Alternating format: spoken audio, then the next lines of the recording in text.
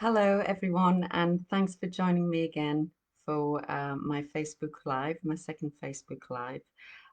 My name is Susan Laurie, and today I'm going to be telling you how I got sober, how I got sober forever. And over the next 30 minutes, that's what I'll be talking about. But just before I start, just a couple of little tiny things. First of all, I can't see comments on here. Um, so if anyone's saying hello, I'm not being rude. I can't see them. But I will go through everything at the end and reply to anyone who needs me to reply to them. So that first of all, any organizations or people that I talk about while I'm talking about how I got sober, I will be putting a post on after this with websites and information. So please don't worry if you miss the names.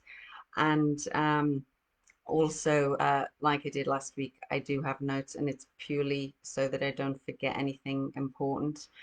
Um, and people, after last week's Facebook Live, people got in touch and they just really wanted to know how I got sober. That's the bottom line, and I don't blame them for just wanting me to get straight down to that. And that's why I'm talking about this tonight. And it is one of my favorite topics to talk about, not as an advert for the treatment that I had, but just because it's so important for me to let people know that if I can do it, if I can beat the alcohol addiction that I had, you can.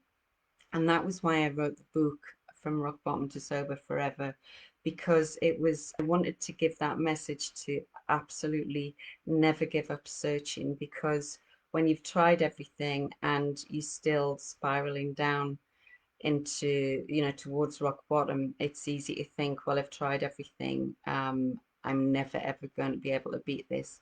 So that's the important message. It's not an advert for the treatment that I had, because there are lots of things out there that might work for you.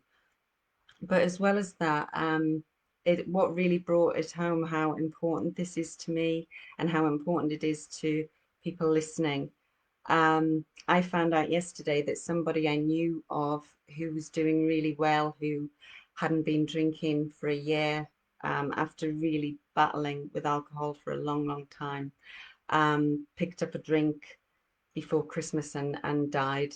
And I just found out yesterday, and it really hit home. Um, I've been sober for quite a few years now, but it just reminded me that what we're dealing with, if you have an alcohol addiction and you don't address it, it it can be a death sentence. So it's so important that I talk about how I got sober. And like I said, it's absolutely not an advert. There are lots of ways out there, but just please don't give up hope if all of the traditional methods that people expect you to use haven't worked. Um, so as I said last week, and I'll just start with it, I did get to very serious rock bottom. Um, I spent years spiraling down the alcohol addiction progression, from, sort of heavy drinking to problem drinking, and then problem drinking turns into being a functional alcoholic. And I was like that for years. And then suddenly it just really accelerated, and I spent quite a while as somebody who couldn't function anymore, and then hit rock bottom. And like I said, I over those years I tried absolutely everything.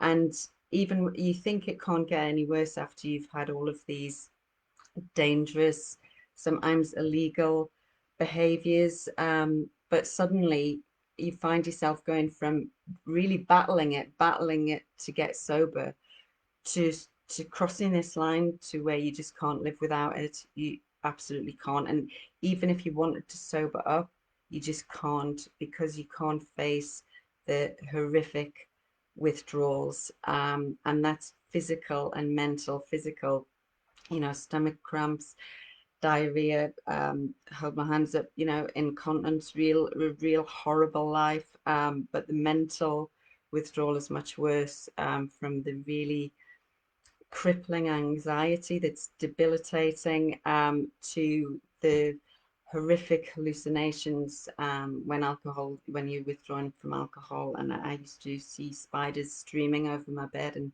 just be frozen rigid with fear.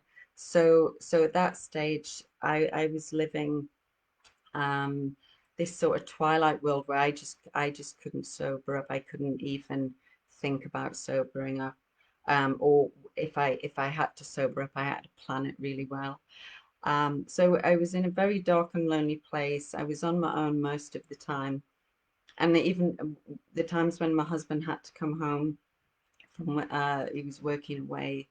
Luckily for him, things like he would have to tell me to get a bath because I was smelly, and so I was living this in this gross, disgusting world. And it's at times like that that a lot of people take their own lives, and I certainly considered that a few times. So I was just existing in this horrible rock bottom hell of drinking, passing out, waking up drinking, just awful.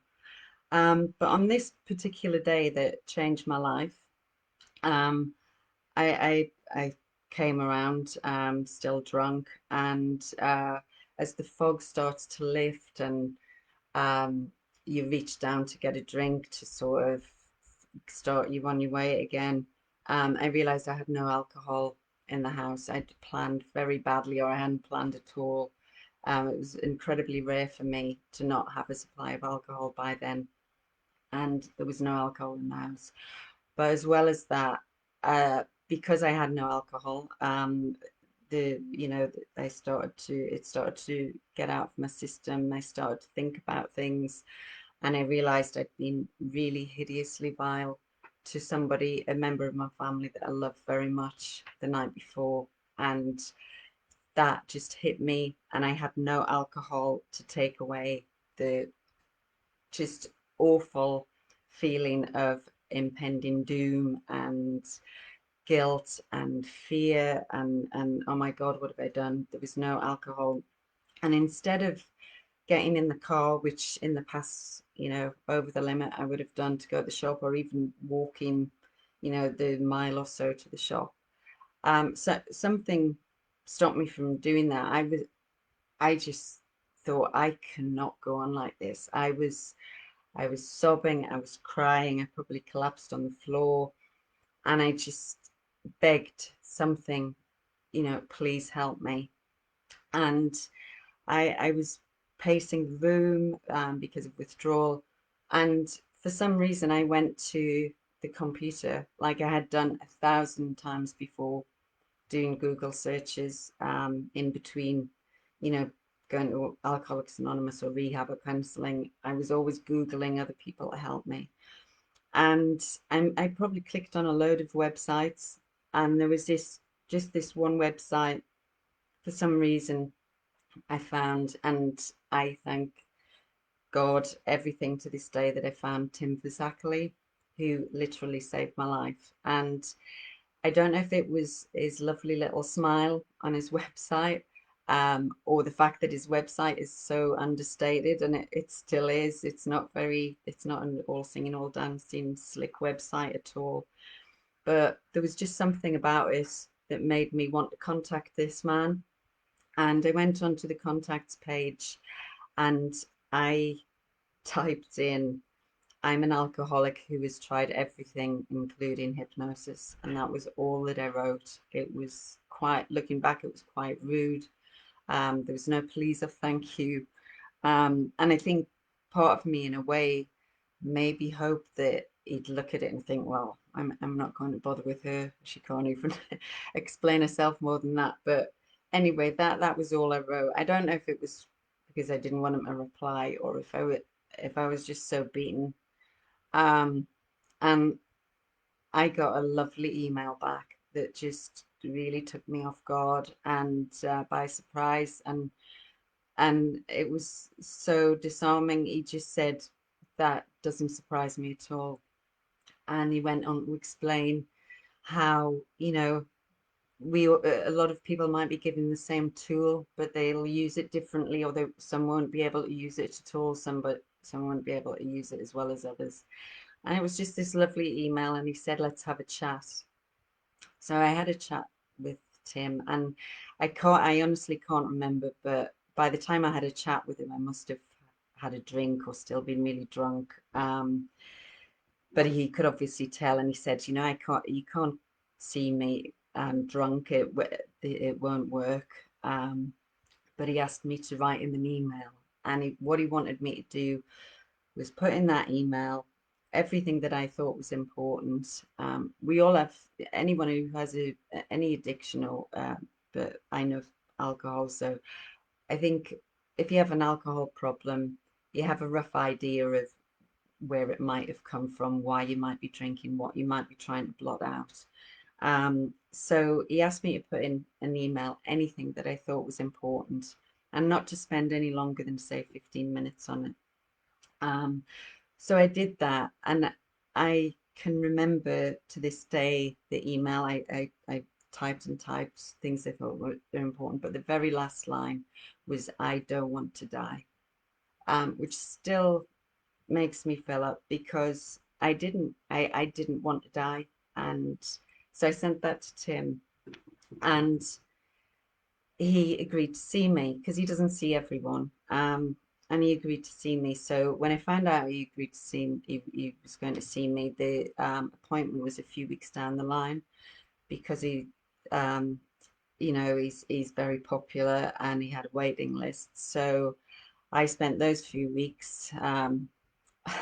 It won't surprise people who drink, but it might surprise people who don't. Just getting totally wasted and rewarding myself with some blowouts, drinking very heavily again, thinking, well, I'm going to see Tim in a few weeks, so I can have a few big blowouts. And I became incredibly ill, even more ill than I had been.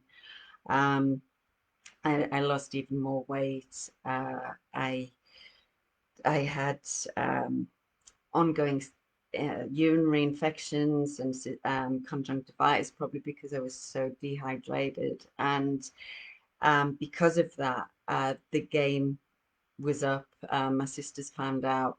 They had to look after me, and I'm so grateful to them, because I was very, very poorly then. Um, so so they got me through that. They got me to the stage where I was going to see Tim, and I had to sober up. So I had to go through the withdrawal and the hallucinations of spiders and the diarrhea and the cramps and everything and the anxiety. I went through all of that to go and see Tim. So by the time I turned up, I was sober, and I just felt wretched. I just thought, this isn't going to work, because I'm just such a mess. And I wasn't cocky anymore at all. I thought, this isn't going to work. Um, and I'm gonna die. I still believe that, because I tried everything else. And I spent a whole day with Tim, and what a lovely, lovely, lovely man. And Tim sees any addiction as just a deep rooted a symptom of a deep rooted unhappiness that's gone on for years. So your addiction is a symptom of it.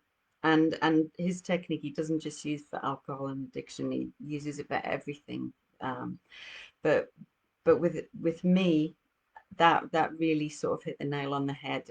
What I was doing to myself was a symptom of something else going on.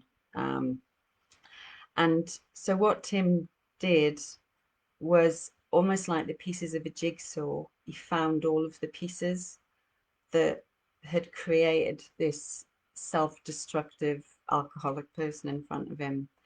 And he used the email that I'd sent him, he used the chat we'd had on the phone, the chats that we had throughout the day when I was with him, to get some of the pieces of the jigsaw.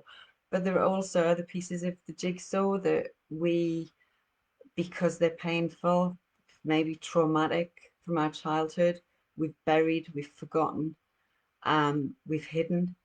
And he used regression as well that day to take me back. So I can't remember any of that, obviously, to find the other pieces of the jigsaw that I didn't even know were causing me to basically kill myself with alcohol.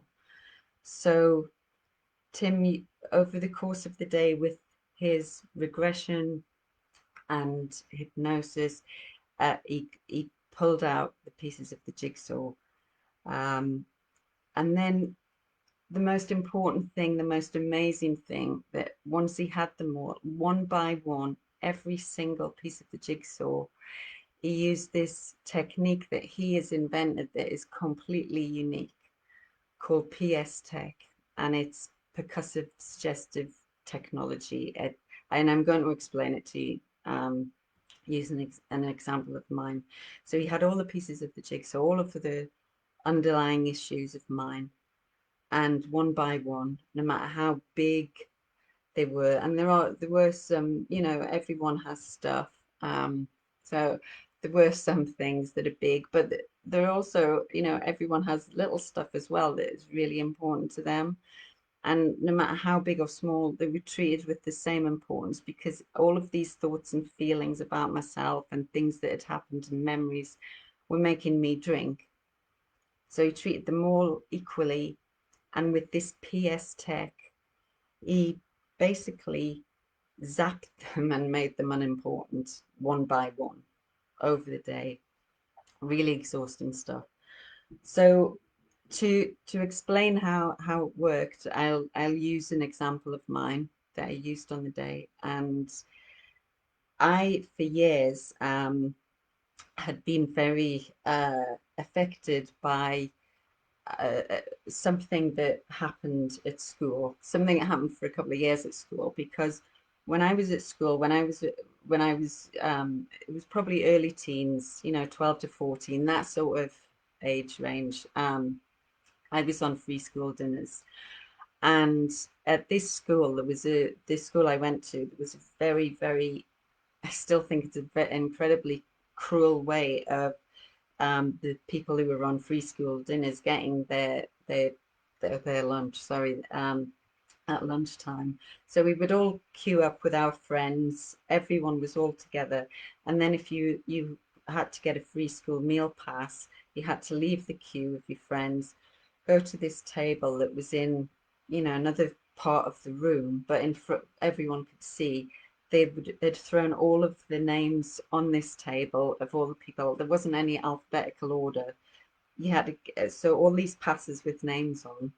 You had to find your pass, and then rejoin the queue, and then hand it in when you got your meals. So every day I had to leave my friends in the queue, go and find and search, and it would seem to me to go on forever, just searching, desperately searching for this pass with my name on, while I was burning crimson and embarrassed and feeling humiliated. And then the queue would have moved on, they would have moved on, and there'd be all that anxiety, will I catch them?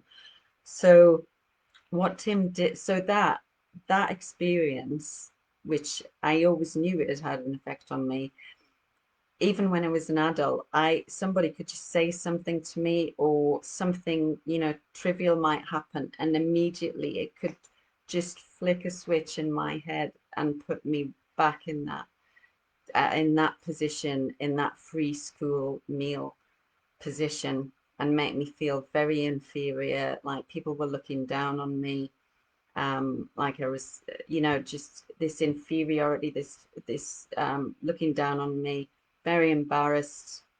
I could feel like that, uh, just in the flick of a switch in my adult life because of that.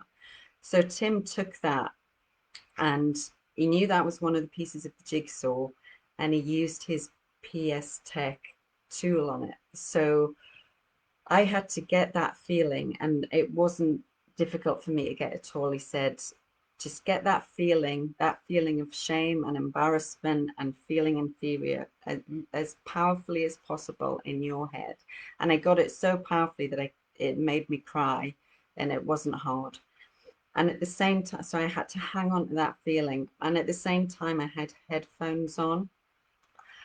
And while I was feeling that feeling through the headphones, there was Tim's lovely voice telling me stuff about this feeling, but there were also three different tones three different noises. There was a fast tone, a slower tone, and then a continuous tone. So three different noises. And when I heard the one of the whichever tone it was, there was a way I had to tap my hands. So if I heard one tone, I tapped one my right hand. If I heard another one, I tapped my left hand. And if I heard this third tone, I tapped them both together. So while I was feeling this feeling, I was listening to Tim's voice telling me how that feeling wasn't real. And I was also listening to these tones and trying to tap at the same time. So I was literally doing four things all at the same time. And Tim said the most important thing was to really hold on to that horrible feeling.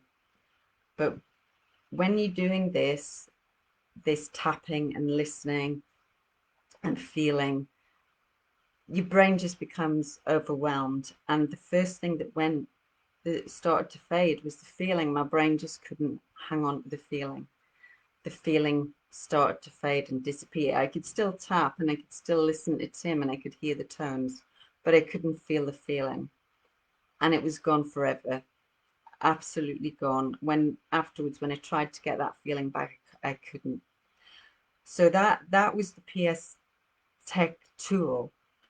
And if you can imagine all of these pieces of the jigsaw, whether they were big or small, we went through that process, feeling the feeling about those memories or those things that had happened, listening to the tones, listening to Tim's voice saying, you know, these aren't important, these aren't real, these have got no power over you.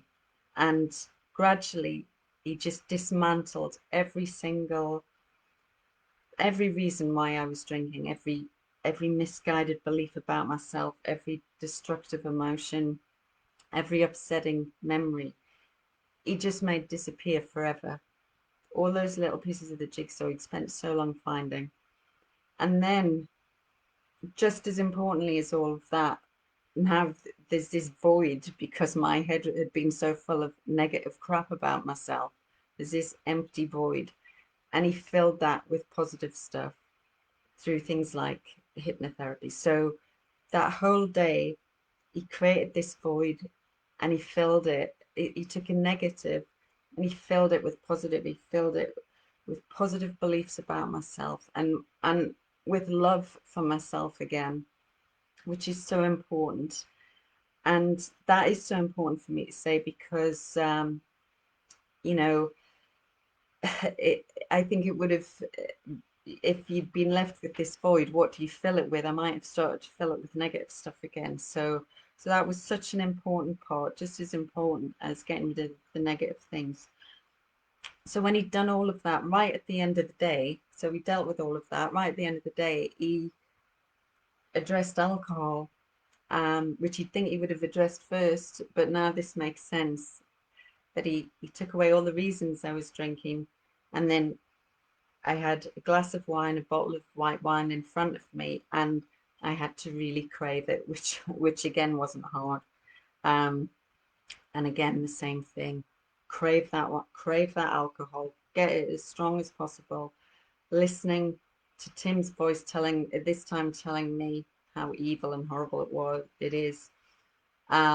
Listening to the tones, trying to tap, and the craving for alcohol just disappeared forever. And this is no exaggeration. I am not exaggerating.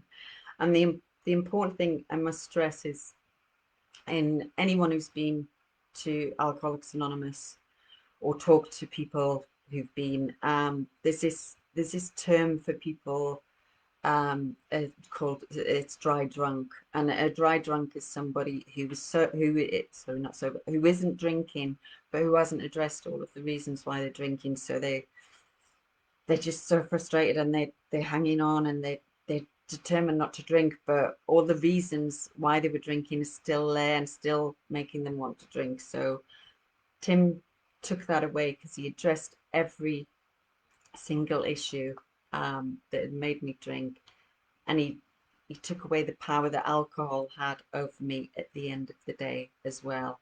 It honestly went forever.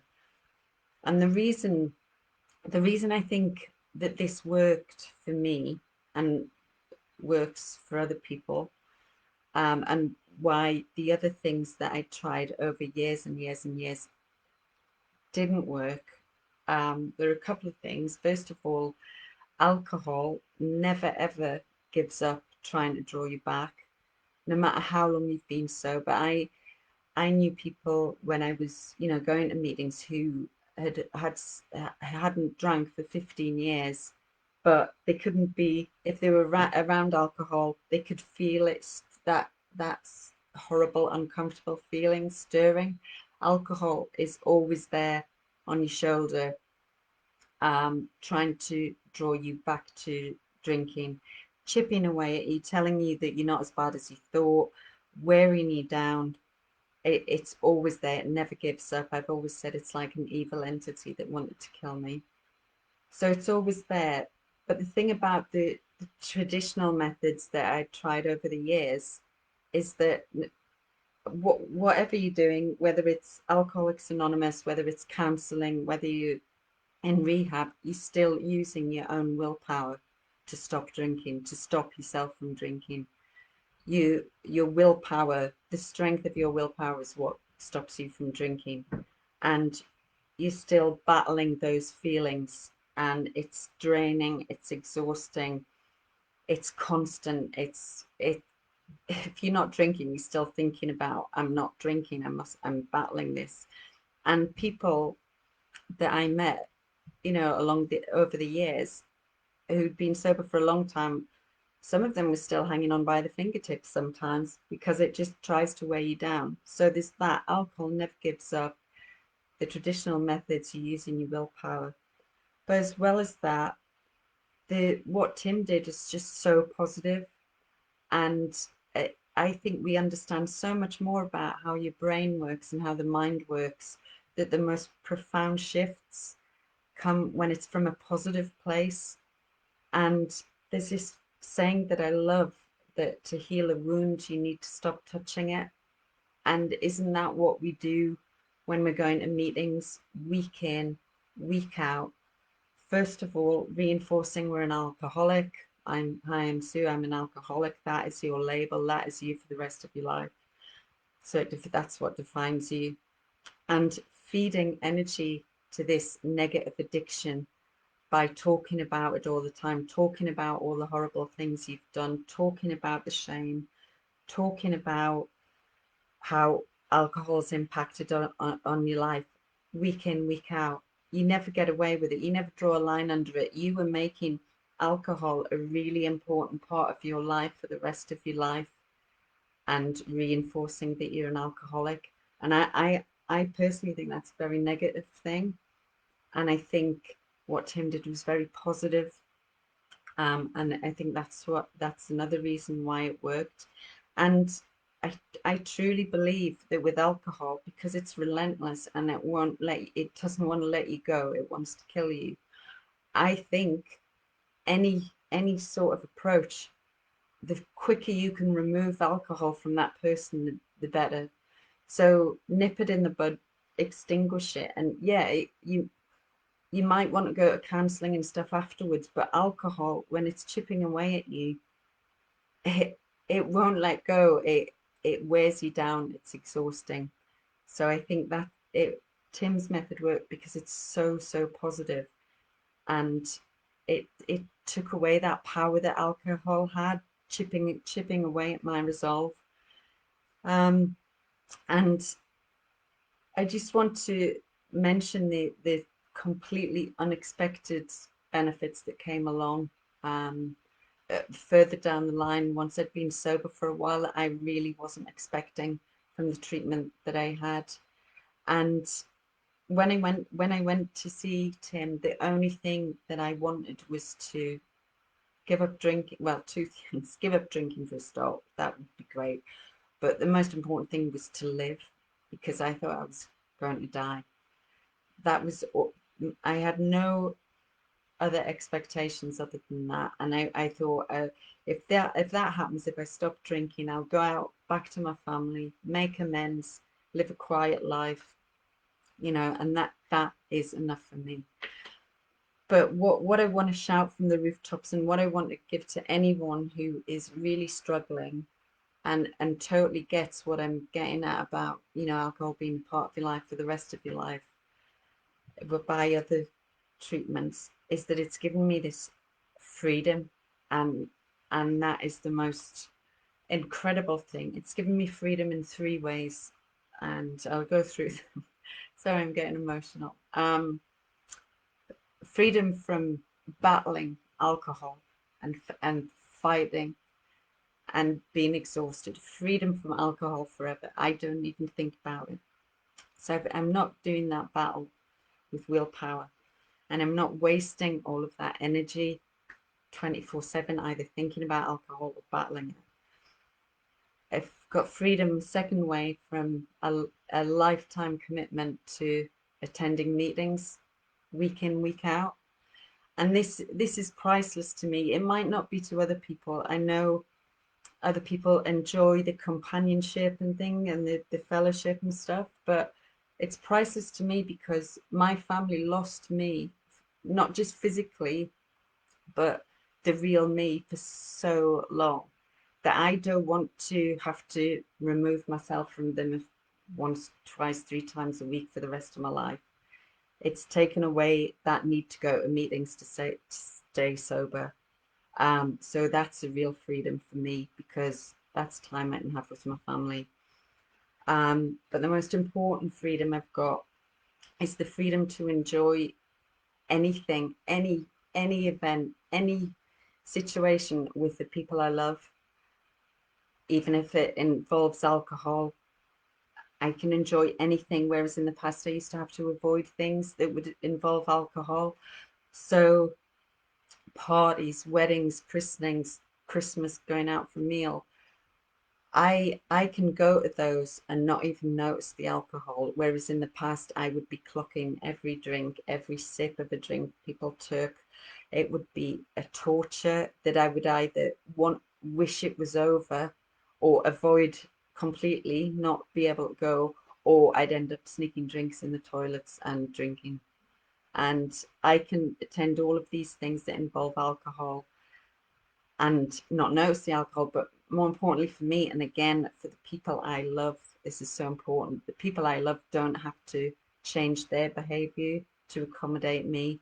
They can drink around me. We can enjoy all of these things, and they can be themselves and not worry that I can't drink and I might be watching them drink. They don't have to change their behavior at all. And that again to me is priceless. There's no constraints on the people I love, and I can enjoy a normal life. And you know, if you told me that, and before I met him, other times I was trying to be sober, I never thought that would be possible, because it is it's so difficult when you're not drinking to be at these events. And now I can do anything. I can pour drinks. We have drinks in the house. You know, my husband and my son can drink around me. Um, so it's that freedom that is so priceless as well. Um, and people find that really, I think that's the part people find hard to believe, that I just have this normal life. I don't need to go to meetings and I can be around alcohol, but it's true. It is so true. And Tim has saved countless lives with his technique. But the other incredible thing that's happened in the past couple of years is Tim's tech, because there's only one Tim. Tim's technique has been taken and evolved and improved, and it's been put into an app called Orpheus by Orpheus Mind Technologies. And by listening to this short audio on an app, you, even for people who just want to cut down on their drinking, or the Tim's technique in this Orpheus app, and this evolved evolution of Tim's technique, sorry, in the app.